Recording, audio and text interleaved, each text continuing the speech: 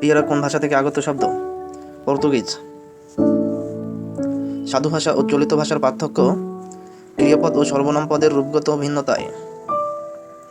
বাংলা ভাষা কোন মূল ভাষার অন্তর্গত? ইন্দো ইউরোপীয়। ইন্দো ইউরোপীয় ভাষার কয়টি শাখা? 2টি। চলিত ভাষাকে জনপ্রিয় করেন প্রমোদ চৌধুরী।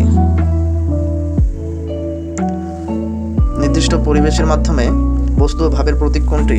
ভাষা। মানুষের মুখে উচ্চারিত অর্থবোধক ও মনোভাব প্রকাশক ধ্বনি সমষ্টিকে ভাষা বলে। ভাষার মৌলিক রীতি কোনটি? কথা বলার রীতি। ভাষার কোন রীতি কেবলমাত্র লেখ্যরূপে ব্যবহৃত হয়? সাধু রীতি। সাধু ভাষা পরিভাষাটি প্রথম ব্যবহার করেন রাজা রামমোহন রায়। কোন ভাষারীতির পদবিন্যাস সুনিয়ন্ত্রিত ও সুনির্দিষ্ট? সাধু ভাষা। ভাষার কোন রীতি কৃত্রিমতা বর্জিত? চলিত রীতি। ভাষার কোন রীতি তদ্ভব শব্দবহুল? চলিত রীতি। কোন ভাষায় সাহিত্যের গাম্ভীর্য ও আভিজাত্য প্রকাশ পায়? সাধু ভাষায়।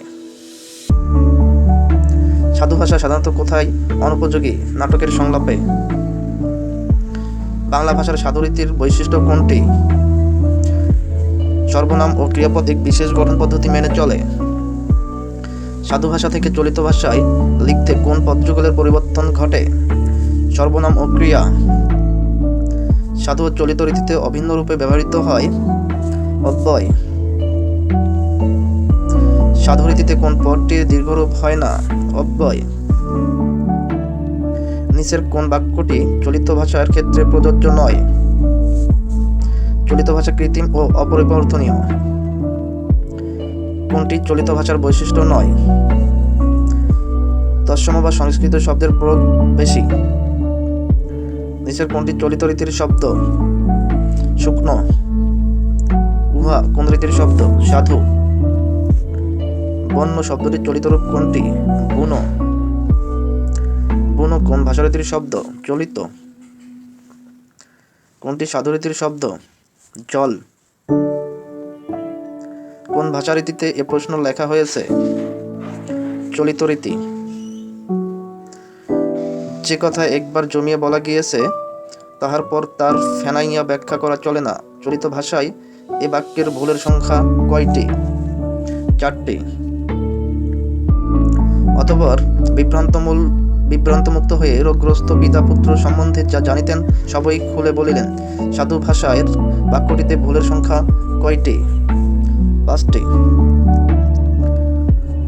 তিনি হাঁটিতে হাঁটিতে ভাবিতেছিলেন, শুধুমাত্র মনীষী বাক্যেই তো জীবনমৃত যুব সমাজের কল্যাণ বহিয়া আনিতে যথেষ্ট নহে। চলিত রীতিতে লেখা বাক্যটিতে ভুলের সংখ্যা 60টি। একদা মরণ সমুদ্রের বেলাভূমিতে দাঁড়াইয়া কোন এক আরবীয় সাধক বলিয়াছিলেন, এ বাক্যটিতে কোন ভাষারীতিতে লিখিত? সাধু। জ্যেষ্ঠ ভ্রাতার প্রহরে দিক জ্ঞানশূন্য হয়ে যে উদ্ধৃশ্বাসে ছুটতে লাগিল।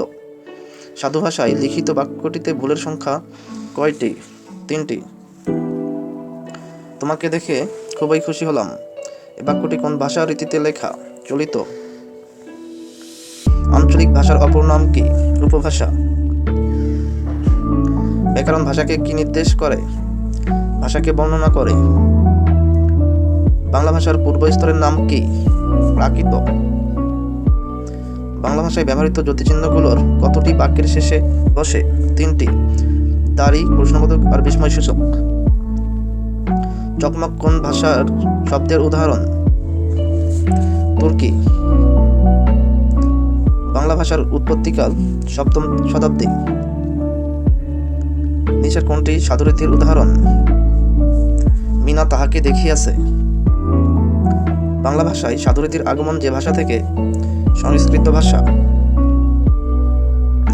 কোন ভাষারীতির কোনো ধরাবাঁধা নিয়ম নেই? আঞ্চলিক বা উপভাষা। সাধু ভাষায় কোন পদ বিশেষ রীতি মেনে চলে? সর্বনাম ও ক্রিয়াপদ। আপনার একান্ত বাধ্যগত। এখানে বাধ্যগত যে কারণে অশুদ্ধ শব্দের গঠনগত। কোন ভাষারীতিতে দেশি শব্দের প্রয়োগ বেশি দেখা যায়? আঞ্চলিক কথ্য রীতিতে। বাংলা ভাষার উৎস কোনটি? Indo European. বৃক্ষমালা যে কারণে অশুদ্ধ?